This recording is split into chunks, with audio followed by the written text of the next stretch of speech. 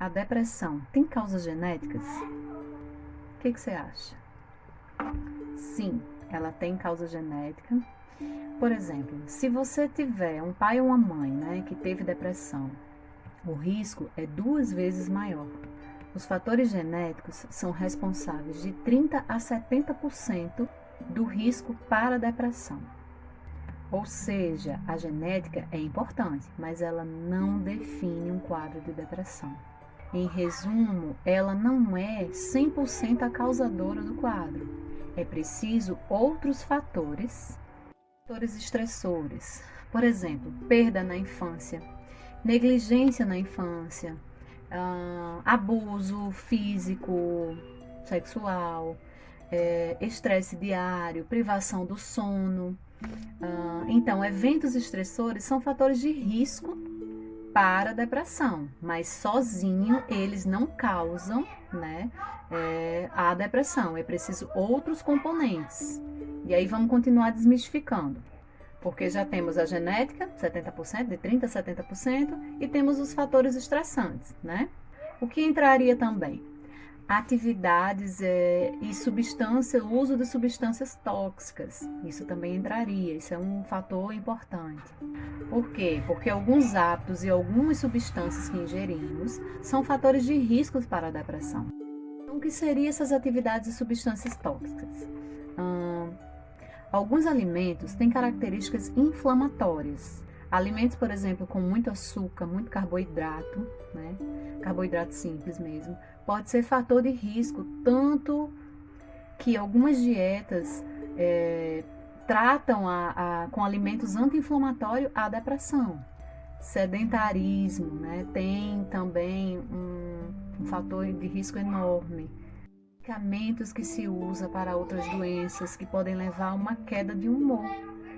Por quê? Porque a depressão ela vai afetar o humor. Então, se o medicamento ele vai dar essa queda, pode acontecer. E aí, que medicamentos são esses, né? Por exemplo, corticoides, alguns antibióticos, né? Entre outros hormônios, né? Que podem levar a esse quadro de depressão. E aqui, extremamente importante, o uso de álcool e outras drogas, né, outras substâncias. Substâncias tóxicas aumentam o risco de quadro depressivo.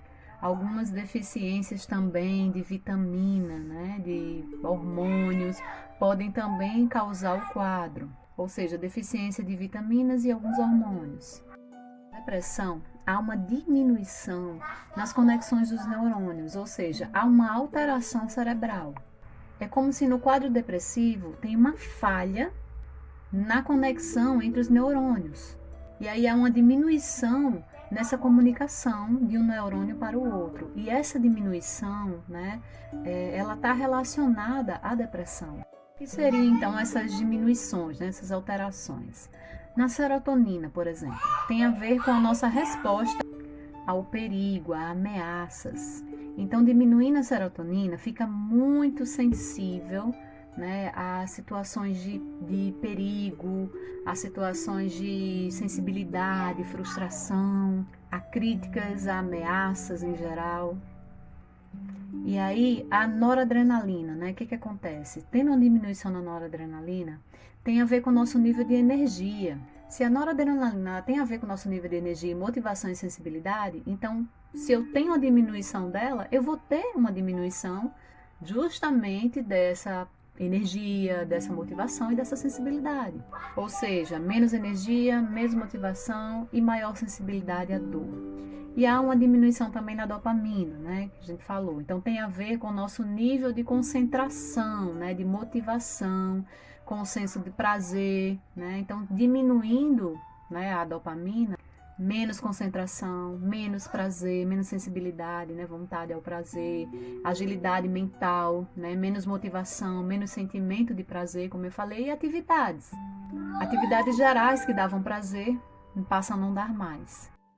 Ou seja, em resumo, é importante compreender que quadros depressivos é uma soma de vários fatores. Fatores esses com predisposição genética, que a gente falou, com alguns outros gatilhos, né, como o estresse, por exemplo, fatores estressores, uso de substâncias químicas, né, tóxicas, alimentos tóxicos. Então, é uma série de fatores que todos eles atuam no quadro depressivo.